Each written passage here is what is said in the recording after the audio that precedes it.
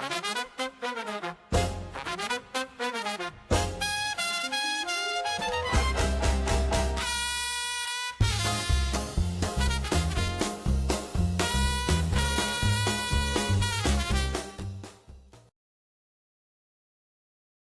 everyone. Welcome to another Pink Nest podcast. I'm Nika, and today I'm here with Katie.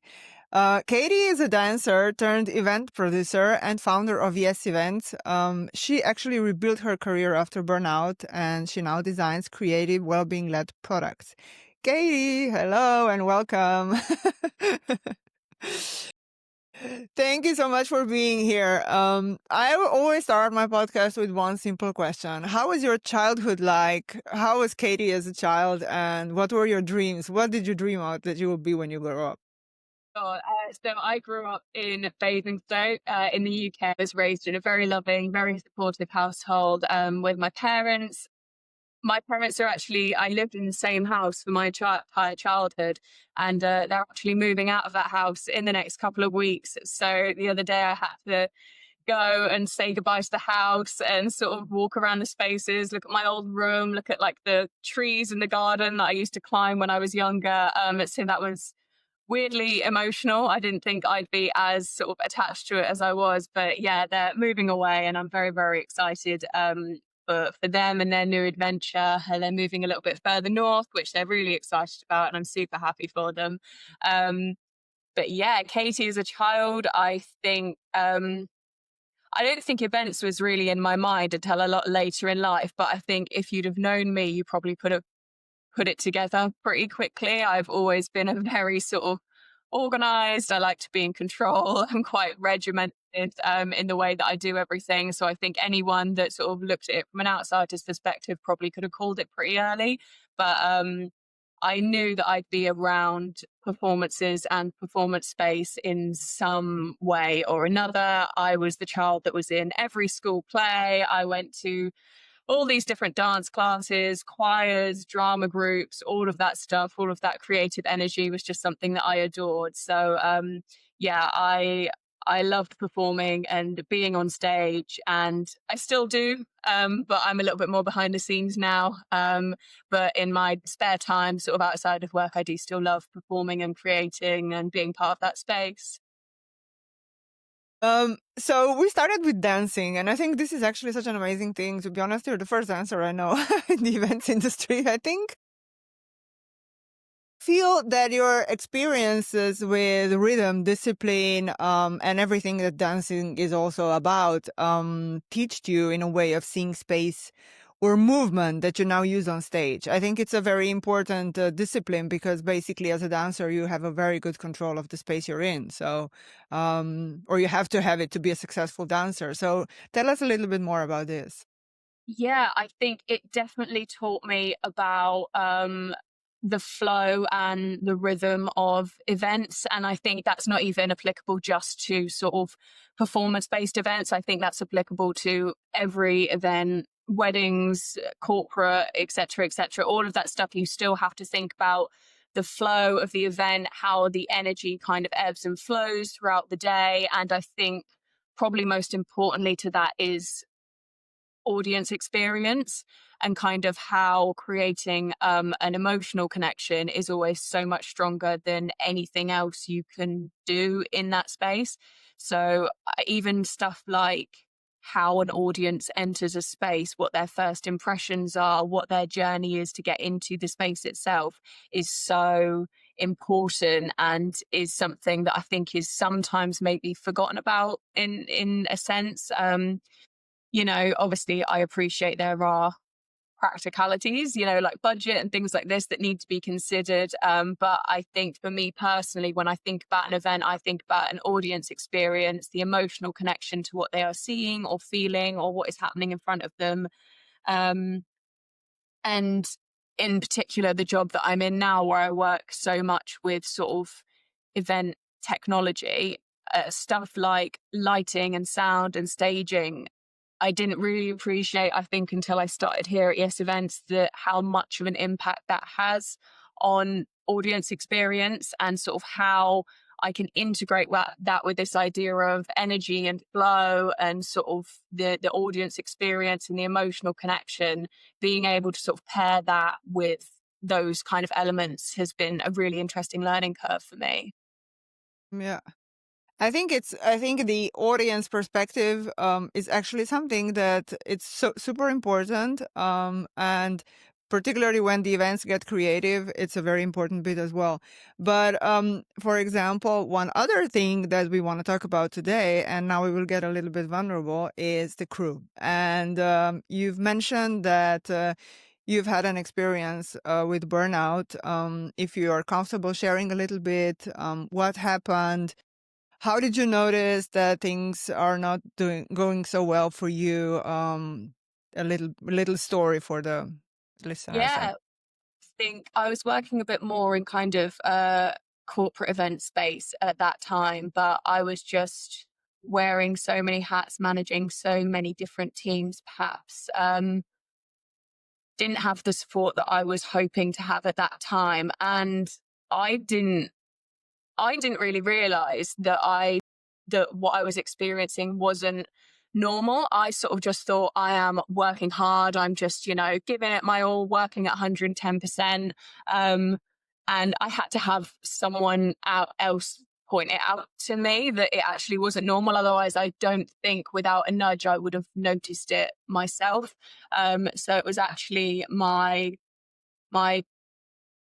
boyfriend at the time, now husband to be, actually me down and said, "You do realize that it's not normal for you to cry every single day because of your work." And because at least once a day or at least every other day, I would just burst into tears because I was so overwhelmed and so stressed. And after I actually acknowledged it to myself and had a little bit more self awareness and realization, I realized that I wasn't, I'm not a big crier. So for me to be crying every day was abnormal in itself. But then once I really started thinking about it, I was having all of these other symptoms that I didn't realize were stress related. So I was getting short of breath really quickly. I had eczema all over my hands and my wrists. I was getting these really intense muscle spasms in like my neck and my back, random nausea, like these awful migraines that would just like wipe me out for like 8 to 10 hours. And at the time, I sort of didn't really put them all together. And then once actually someone external pointed out to me, you do realize this is what's happening to you and this isn't normal. I had this like epiphany, this moment of realization that I was like, actually, that explains everything. And I need to change. Something has to change because this is not, this isn't a long term sustainable solution. And this goes far beyond just giving it 110%. In my mind, I was just going above and beyond to like pull out all the stops and make everything happen. But actually, it was an unrealistic expectation on me, and it was an unrealistic expectation I had on myself as well. So it was, yeah, it was a very weird 24 hours that I had like coming to terms with this idea that actually I'm going to have to make a really big change to not like completely break at this point. So yeah, it was intense, but so glad that he sort of sat me down and went, "You need to really have a look at this because this isn't normal." Yeah, and the thing with burnout is that it's a very personal experience, and it really manifests for each person differently. And it's really like you've said, sometimes or not sometimes. I think a lot of times it is actually so hard just to pull the dots together and say, hey, wow, this is not normal. This should be changed. This is not me, actually. Because particularly in events, I think because it's such a, I mean, I say it's a ruthless industry, because everybody is just pushing so hard. And then the closer the events are, the worse it gets. And you're just telling yourself, let me just do this. Okay, I'm not going to sleep today. I will get it out. Like I will do it tomorrow. It's fine. Let me just pull this through. It's going to be better afterwards. But the truth is that if you are not prioritizing yourself well enough or not at all, it's just not sustainable, not even short term, let alone long term, I would say. Yeah, yeah, I definitely would have. Yeah, like I was having a lot of stress related symptoms, but I could easily have seen myself getting to a point where it was genuinely so physically detrimental to me. I mean, I had one particular event that I've been leading up to for a really long time, and I was so stressed about having it all perfect. I remember laying out, I was sorting out all of the resources for the event, like the packs that we were giving out to people. And I had everyone's names laid out on the floor.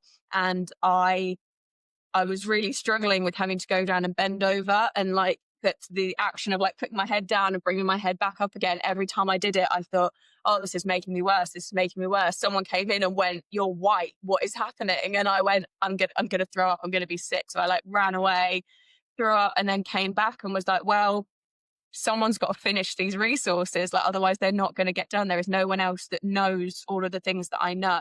And I think it did also point out to me, I mean, I am, I do work better by myself. I, I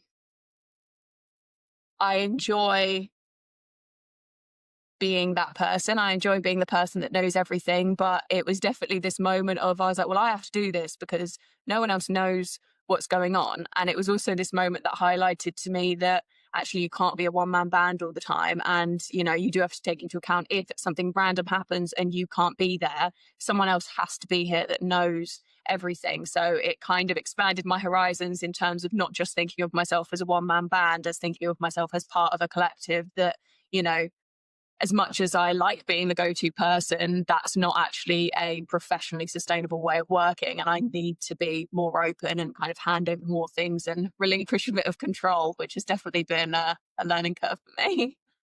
I think it's for many. It was the same for me. I mean, we're sometimes just it's hard to delegate. Let's just put it like this. It's not always easy, but I think at some point of time you just have to admit it to yourself. Hey, this is not sustainable anymore. We have to delegate. I have to delegate. I have to do better. And this is also what makes you a better leader. That's definitely the case as well. So what was this one thing that you changed actually when you realized you have a burnout? What was that one step that you did that finally made the ball rolling into some significant change? Yeah. I mean, I knew when I sort of had this realization, I had this 24 hours to kind of take a step back and think to myself, how am I going to handle this? I knew that long term, I'd sort of backed myself into this position where I'd pushed so many boundaries back further than I was willing for them to go, and I didn't feel I was in a position in that particular role to be able to claw those boundaries back. I felt like they'd already been a bit too far gone. So I was like, in order to reset my boundaries personally, I think I need a change in role. I need a reset, but I knew that that would take some time. So, from a perspective of I need to change something small now, I think the first thing I did was silence all of the email notifications on my phone.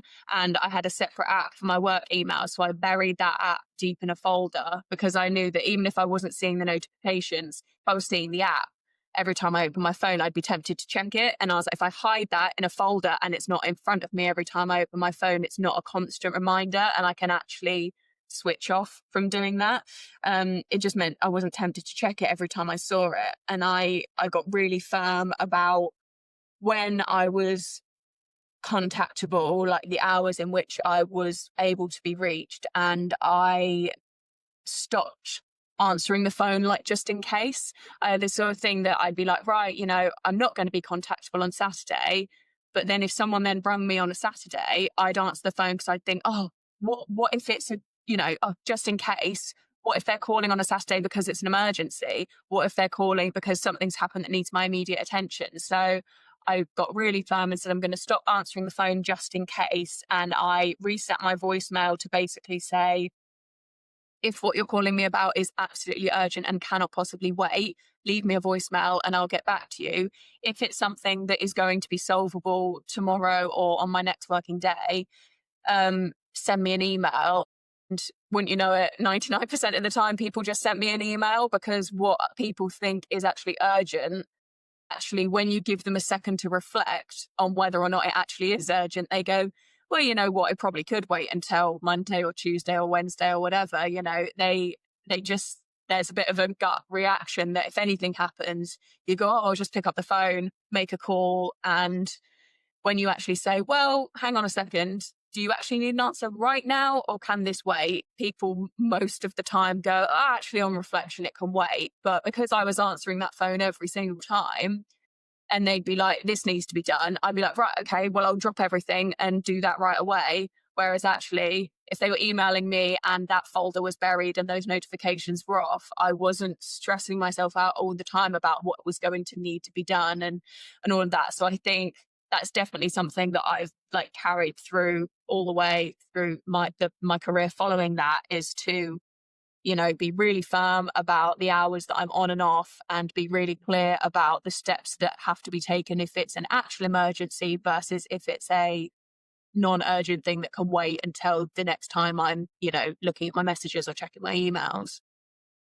This is such an important topic because when I do mentoring, for example, with young event professionals, this is actually one thing that they're really struggling with, because I mean, not just social media, but what internet actually did to us is this like 24-hour availability. And we are having this constant FOMO, fear of missing out, whatever it might be. And for a young event professional, I think it's really, really, really crucial to understand that availability of 24 hours, it's not necessary and it should not be encouraged. And but it's also a struggle because I've seen it during the conversations that you actually do have senior event managers who are actually encouraging that, and it's completely wrong in my opinion, because personal boundaries are such an important bit, and they need to be learned very early during the career if you want to avoid, for example, what happened to you. Because it's also the thing that it's actually, you feel that if you're not available, they will get somebody else to do the job.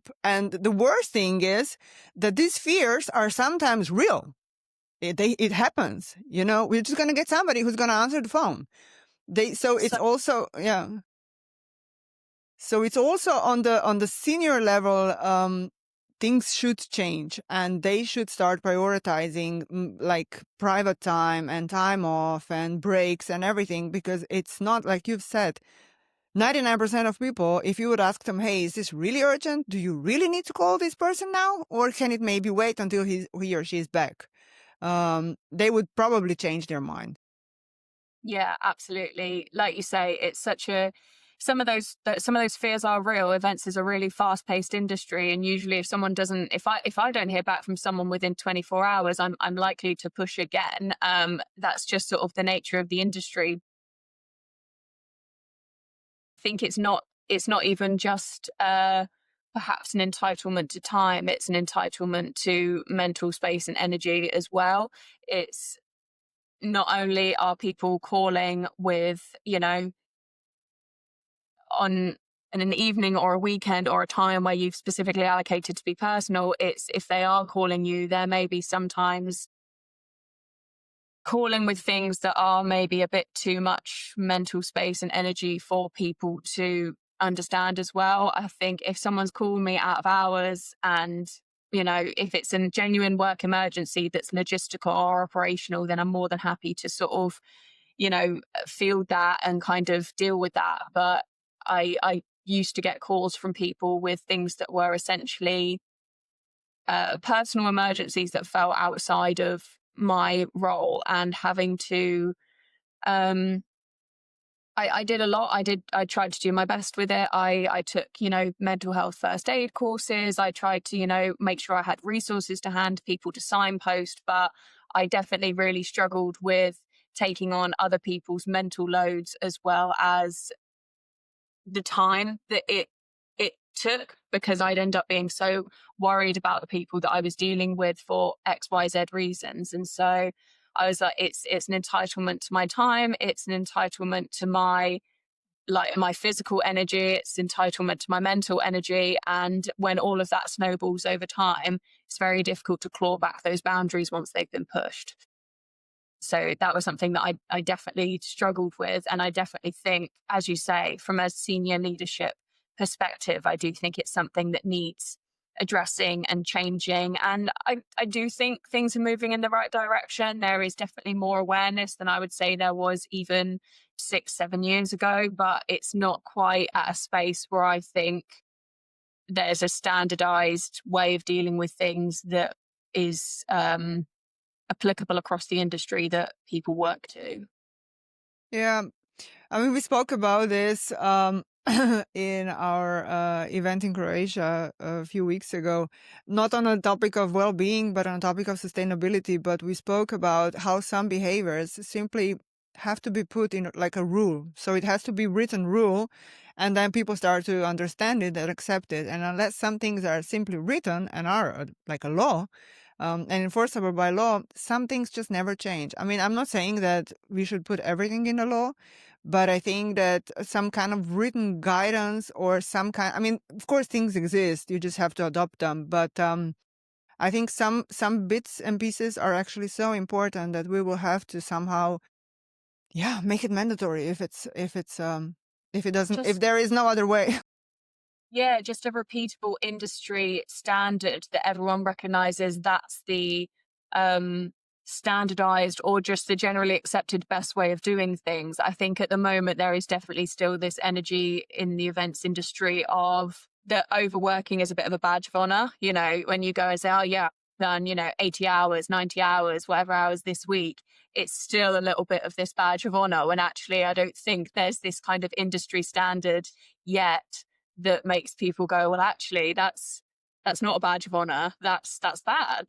That means you're That should be overworked. punishable by law, actually. It yeah, it just needs to become a bit more of a standardized practice. And as I say, things are moving in the right direction. There is definitely more discussion and more awareness than when I first started in events. However, it's not quite there yet, but hopefully we're moving in the right direction. I think because you are based in the UK and so is Calmness Collective, I think that the UK it's actually better comparing to Europe. Europe has still a long way to go. I don't think that we've even properly started. So yeah, definitely a long way to go. But as you've said, there are some momentums here and there that I also say, all right, things are moving and they're moving into the right direction. So yeah.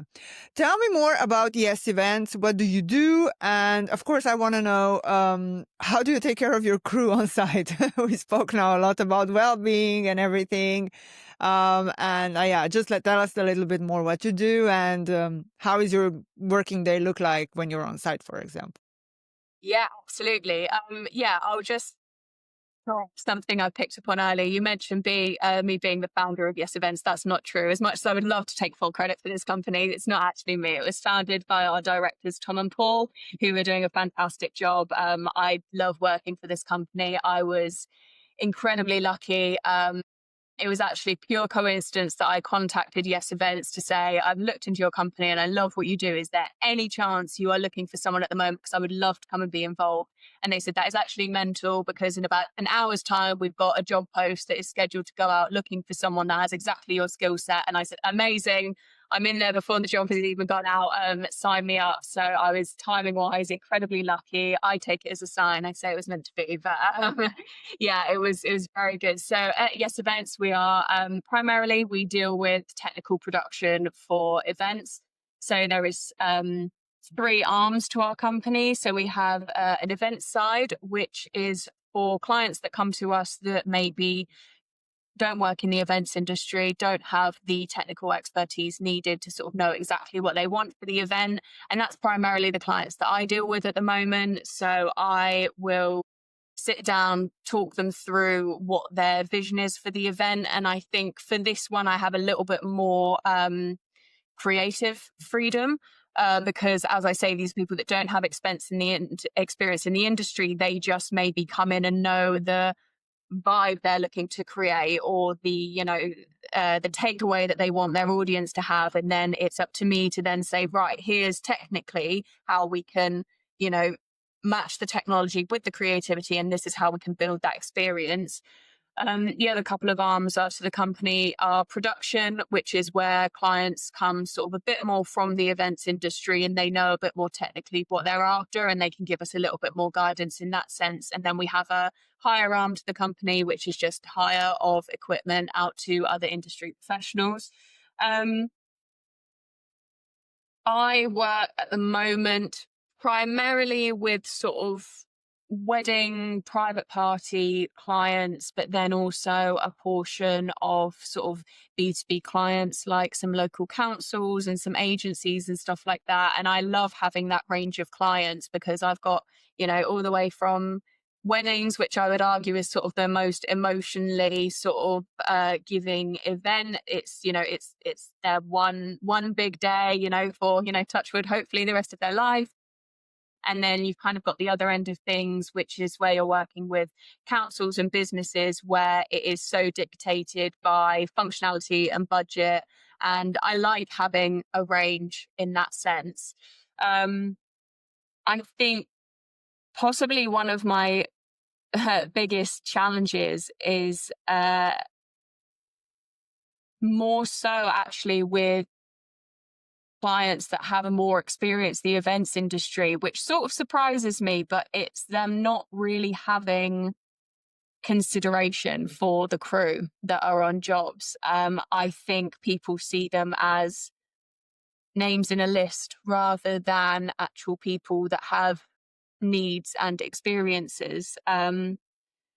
Some clients tend to want to dictate the crew that we use based on unreasonable expectations. And especially with time, the amount of time that people feel people can go for without a break or without a change or without food or just a second to breathe is sometimes absolutely staggering to me. I had one private party a few months back that they sent us a list of sort of the equipment they wanted, the vibe they were looking to create, and then a list of what crew they were expecting us to provide. So it was, a sound engineer, a lighting engineer, 3 production crew, etc., etc. That was sort of the list they said. They said we want an exact quote for this, and I looked at it and said, I'm looking at the timings of your event, and your event needs to be installed by midday and the event runs until 6 a.m. the following morning. At that point, it then needs to be rigged and removed. So I was like, that's going to be they're going to be working from sort of 6 a.m. one day until potentially midday the following day. And I was like, that's not achievable for a person. They said, oh, well, we've got people willing to do it. We've got other companies that have said they're willing to do it. And I said, well, you may be able to get that from another company. I'm not going to have our team drive somewhere, install something, give all their energy, do this really long event, take it all out, and then drive sort of an hour back to our warehouse. If someone's running on that little sleep and you want them to drive for an hour to come and do this, that's just absolutely ridiculous. And it goes back to this kind of thing that is still quite prevalent in the events industry of if you want the job, you grind for it. And if it means you've got to stay up for 24 hours to make it happen, then if you're not going to do it, someone else will. And it was a shame because it was a really exciting, interesting event that I would have loved to have done. And also the team would love to have done as well. But I think I would much rather put my foot down and not get the job, which is ultimately what happened because I said, I'm not willing to do this. I'm going to have to send a relief team halfway through.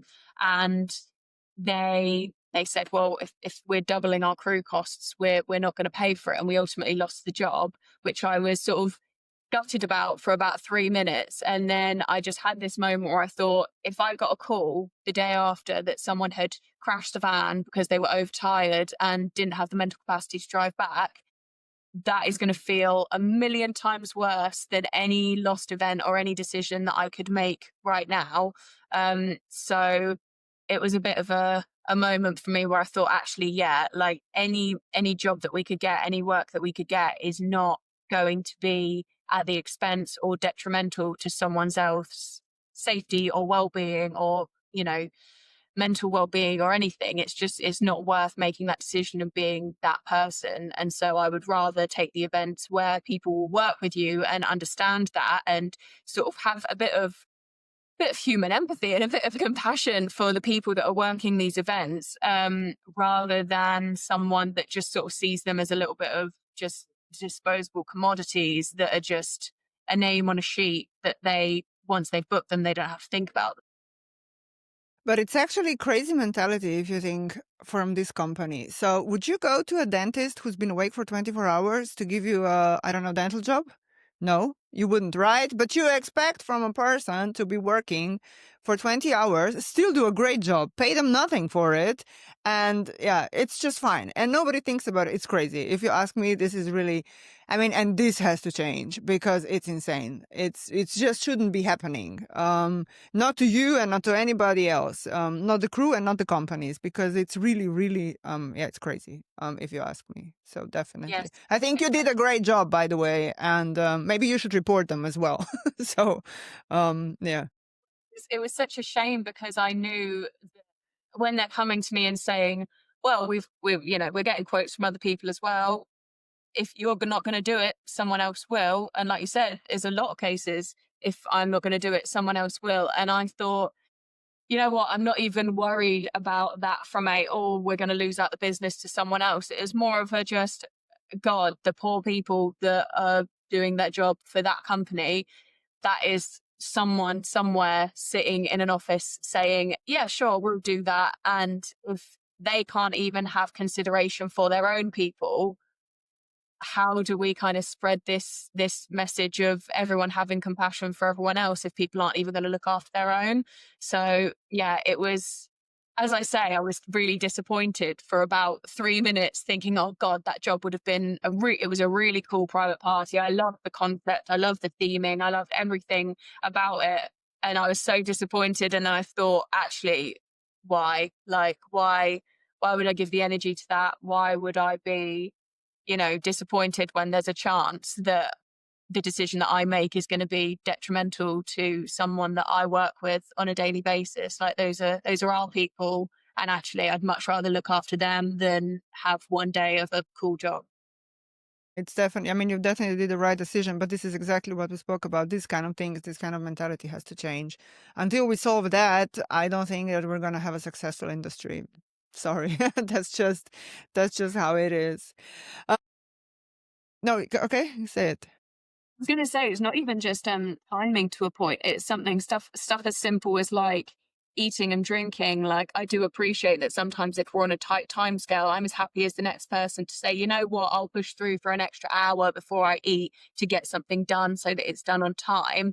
But if it's, oh yeah, it's been 12 hours and no one's eaten or like had a chance to like go and drink anything, I mean, I think I get so I think I get so pushy about it on site is because I know that something in my day-to-day life I'm really bad at. I am notoriously bad for drinking water. I'm notoriously bad for, if I'm busy, I don't stop to like eat. And I can push that for myself, but I can't push it for other people. So as soon as I get on an event site, I get so like pushy about it for everyone else because I know that I'm so bad at it, and I know that it gives me headaches, and I know that it makes me feel rubbish. And so I know that, if I don't push this, it's not going to happen. And so stuff like, always making sure that my team have got either access to water or there's plenty of like bottled water available, not just for me and my team, for everyone that is kind of working that site. And because you kind of got to band together in those occasions. And stuff like making sure that even if it's 20 minutes, half an hour, people have got a bit of space to take a step back from what they're doing, sit down, eat something. If it means me going to a vendor at 6 a.m. and saying, can you have 20 burgers ready for me at 7 p.m., then I'll be the person running around making sure that that happens, because yeah, I will push it like it's my first commandment because I know I'm so bad at it.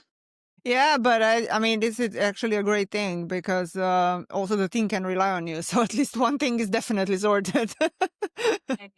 Yeah, I mean, I don't have a technical background. I don't, I'm learning as I go, and I learn more every day, but I am not a lighting technician. I'm not a sound engineer. I can't offer a lot in that regard. So if the only thing I can offer is managing and taking care of the well-being of the team, then to me that is so valuable that someone is there to do that. And I think if that's what I can offer, then I'm going to make sure I do the best job possible at doing that. Definitely really a big, big piece. Maybe even bigger that we think about. Okay, we're rearing towards the end. One last question. One tiny action you'd like listeners to try tomorrow to protect their well-being, either at events or anywhere else. What would be your suggestion?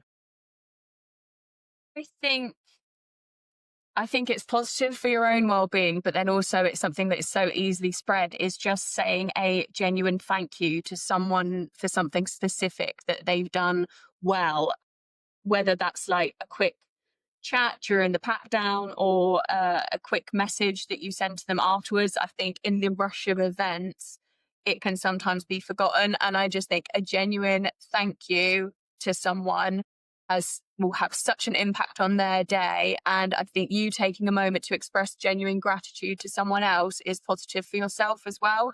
And I think if everyone just took 2 minutes to, thank the people around them for the hard work they've done or something specific that they've done to make their day better, then that just creates a positive energy for the person thanking, the person being thanked, and just creates an all round more positive energy for everyone else on site as well.